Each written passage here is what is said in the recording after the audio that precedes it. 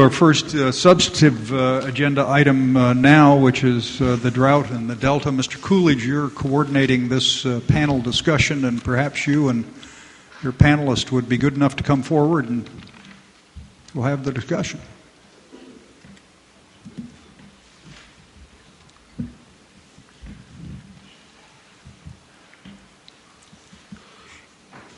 And we believe that there are nameplates up there with your names on them. Now, if that's not true, we'll scurry around and find one to be sure. And all of you are infamous anyway, so we know who you are.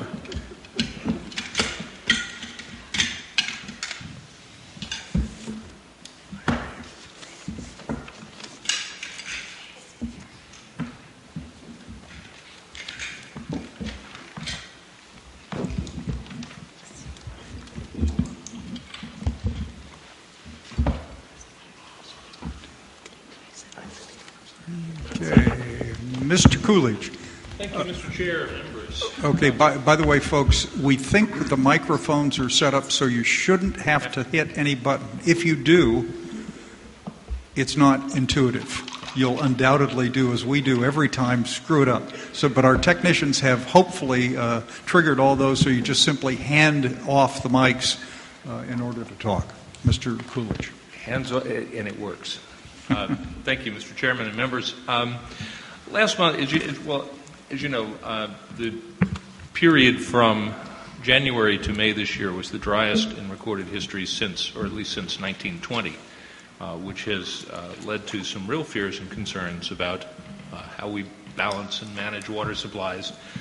At your meeting last month, we had the Deputy Director, Paul Helliker, over from DWR to sort of talk about big picture, what the outlook for the year looked like, and some of those issues.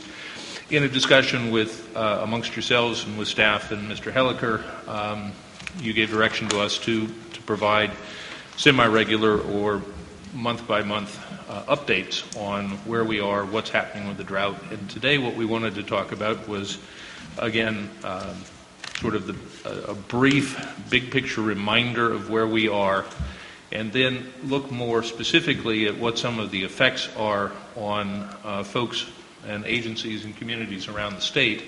So the panel today was pulled together with that in mind. It includes Gary Bardini, who is the Deputy Director for Integrated Regional Water Management and other things at the Department of Water Resources. He'll do the overview and then talk a little bit about the department's outreach efforts and planning for potential of future dry years.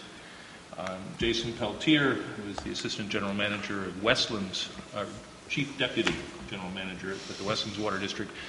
They're a district that has both state and federal water contracts representing irrigation in the San Joaquin Valley.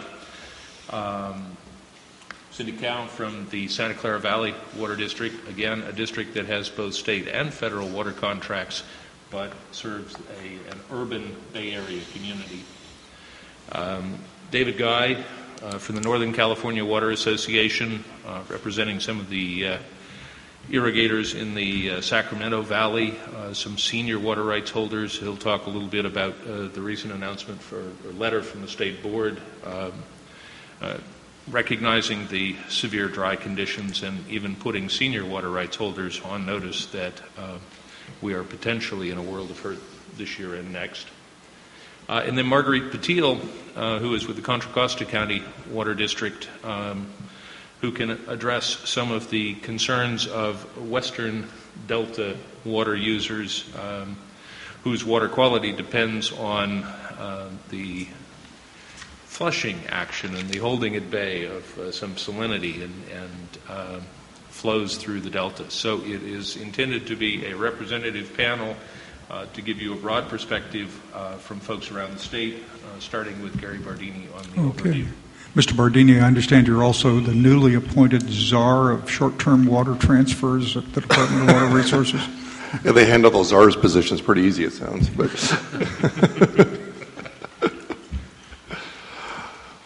well, what I did is I thought I'd actually try to maybe shape the conversations. And before I do that, but thank you, Mr. Chair, and members of the Stewardship Council.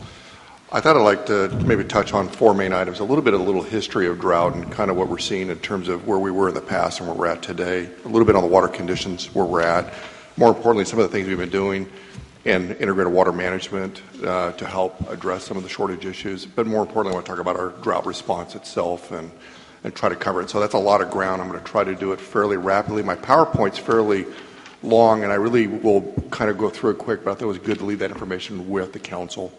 So you can kind of get a broader aspect of what we're doing and trying to deal with the response towards drought.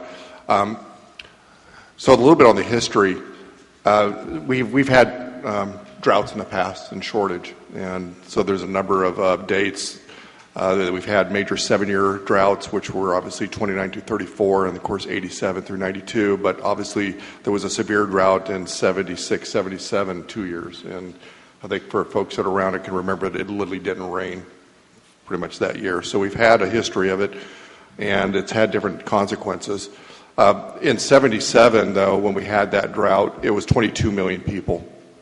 It was the driest of the record, and essentially 47 or 47 out of the 58 counties declared an emergency. And then, of course, in Marin County, remember the emergency pipeline that went across the bridge with some of the responses that were done.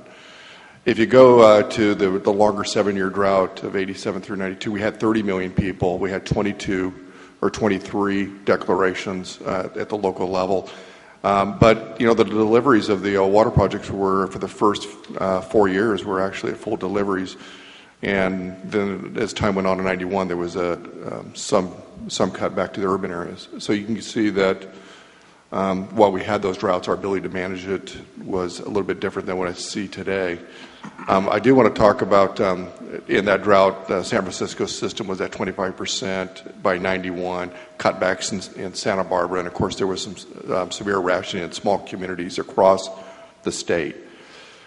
Sometimes we don't really, we talk about droughts. One thing I'd like to talk about is also, besides the broader system that feeds the Delta, there have been local droughts, and I'd like to really highlight that in 2002 was one of the driest on records in the LA, San Diego, and they had that's their difficult period. So regardless of what's happening in the Sacramento Basin or in the Northern California, there was a very significant drought period locally, and a lot of the small systems and wildfires were a problem down in the Southern California area. So that's a little bit of the history. Let's talk about the conditions to date.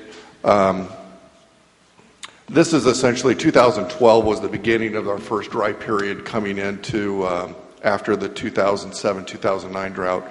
And I think what you could see is that essentially allocations were at 65% of the state, and of course it was less at 40% for the south of Delta, and of course the frying was at 50%.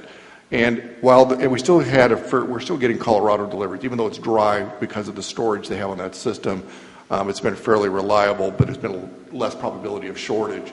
But if you look at this year, and I think that's what's grabbed attention, is that the state water project allocations has gone down to 35%, and you're looking at 20% south of Delta and 62% for Class 1.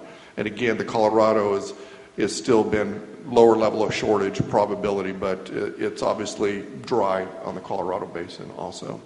So that's where we're at. I know that Paul had a chance to kind of give you an idea of the conditions. Instead of going with the 8-station index or snow, I kind of want to talk about where the runoff on the Sacramento was at. It's at the 24th percentile. And if you look at the 8-station, we had a pretty good December last year, and it just was abnormally dry.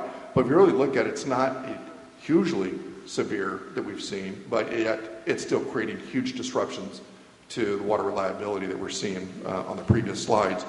When you look at storage, and this is something to recognize, when we came off 2011, we came in with huge storage. It was a wet year. We topped it off. And so that helped provide the deliveries in 2012 based on that. And of course, we're running through that storage rapidly now. And we're using about 2 to 3 million acre feet of storage a month right now in general. And where we're at is that we're at about 57% of our average. And I think by the end of September, we should be at about 56% of storage on average. Let's talk about groundwater, though. And this is from our groundwater folks. But if you look at groundwater, particularly in the Central Valley and the Salinas areas and elsewhere, you can see already that the groundwater is dropping across the state already. And of course, as deliveries are curtailed that meet a lot of those regional areas, you'll see that expand. So that's the conditions. I'd like to maybe just touch a little bit on at least some of the initiatives that we've been doing in integrated water management. Obviously, we have the continuing abilities of trying to improve reliability through BDCP, Central Valley Flood Plan, continue to do deltas of place, and a lot of what the Stewardship Council is involved in these. And then, of course, our statewide water management activities and our regional efforts. But to the center of it is the reliability of the system as a whole. And we're looking at where we're at day to day operationally as we try to make these improvements. There have been initiatives and investment that's helped, but nevertheless, you look at it today, the ability to manage is getting more difficult than it was back when we looked at 77 or even in 87. So I'm just, as we've been doing it, we're losing ground, and we'll talk a little bit about that. I want to talk about our efforts, though. We have been doing integrated regional water management. There's 48 IRWMs. There's planning around this to try to address the aspects of the reliability. And there's been a number of urban water management plans that are as part of this in the communities there to help manage in case of shortage. I also want to talk a little bit about water use efficiency and the amount of recycling that's been going on and the investments from all the bond activities and the leveraging at the local level. And there's been a significant increase in recycling. And of course, we know that we've done the 20 by 20. And so again, it's been the ongoing effort of improving water use efficiency. Now, one thing I want to note on this, while this has helped on the reliability as a whole, it is creating demand hardening and less flexibility for conservation and shortage moving forward. And that's part of the new challenges that we're facing. So let's talk about drought response. Everybody wants kind of the trigger, the magic. Well, a meteorological drought or a regulatory drought or hydrological drought or what the U.S. Drought Monitor does, they're all varied. And it really, there's no magic definition. It's basically what at the local level. And at the end of the day, where it shows up will vary based on the portfolio and resources that other agencies at the local level have. So there's no magic definition. However, we typically view that if we have 2 consecutive abnormally below years, along with storage dropping below 70%, that we're actually going to look at more strain at the local level. And we feel that at that point we're in a hydrological condition of drought through the state as a whole. But the state's a big place. I want to talk about drought emergency just in general. Our body of doing this is that everything is driven locally first, moves up to the counties and operational areas, up to the state and to the federal government. This is the process when we go into the declarations and actually do responses. They go beyond the local's ability.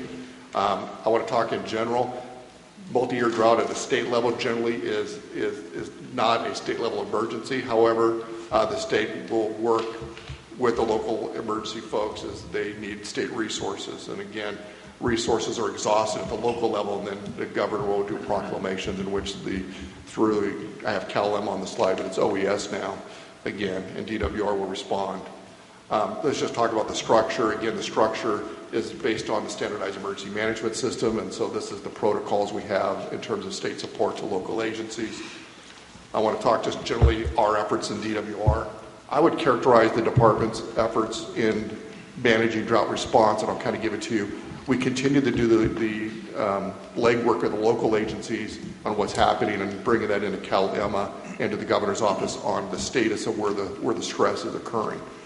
So we have a role in what I call the executive multi-agency coordination. But besides that, we do the communication and outreach to communities. We'll do monitoring and forecasting of water conditions, which I've just gone over. We'll provide climate research and continue to progress that. More importantly, we'll provide a lot of actions to help with facilitating transfers, absolutely coming in and helping in small communities on groundwater issues or larger issues related to groundwater. We'll also convene state committees as time goes on to help address it. So these are some number of actions that we are poised to help support. And right now we're doing a lot on our groundwater monitoring and subsidence tracking right now. One thing I do want to make is that we are running out of a lot of soft money and bond funds that allowed us to do this. So we are posed with fiscal cliffs in financing, and something we're working with the administration. But as we know, there's getting to be less flexibility with the use of remaining bond funds. And again, there's no real source of funding for small community problems. So we've had those tools in the past. We'll have to work with the administration if this gets worse on how to basically be able to provide that kind of support. And then lastly, I'd like to maybe just talk about lessons learned. Impacts are highly site-specific. Small communities, groundwater are usually the ones that really end up with shortage immediately. The larger urban areas using the urban management plans usually can manage 3 to 4 years in general. That's a generalization, and it'll vary. So that's kind of lessons learned we've seen in the past. I probably want to close with this. In general, what I'm seeing, though, is when I started my career just under 30 years ago, we used to plan for the 7-year drought of 20 to 34, and we used to design for what we used to call firm yield, and we tried to make reliability at that level. And now what we're seeing is based on the reliability we're at today is that within 1 or 2 years, we find consequences and shortage across the state. So we've look at how we've managed 30 years ago. I would say over time we've lost ground in our ability to provide reliable water supply and move water, and this is the effects we're seeing. So the actions of, let's say we have a below average rainfall starting this year, and we have a bad February 1, I would see that we're going to be doing a number of actions. So our preparedness response activities are now greater than they were looking historically. And again, the demand hardening that's occurred in the areas, our flexibility and conservation becomes less. And then, of course, this could have great effects on agriculture and those economies earlier than what they've historically had, and there'll be an economic consequence, and I know my colleagues will provide that. So just a little bit of where we're at, and something we'll be continuing to monitor as we get closer, and we'll keep our fingers crossed that it starts raining. So thank you very much.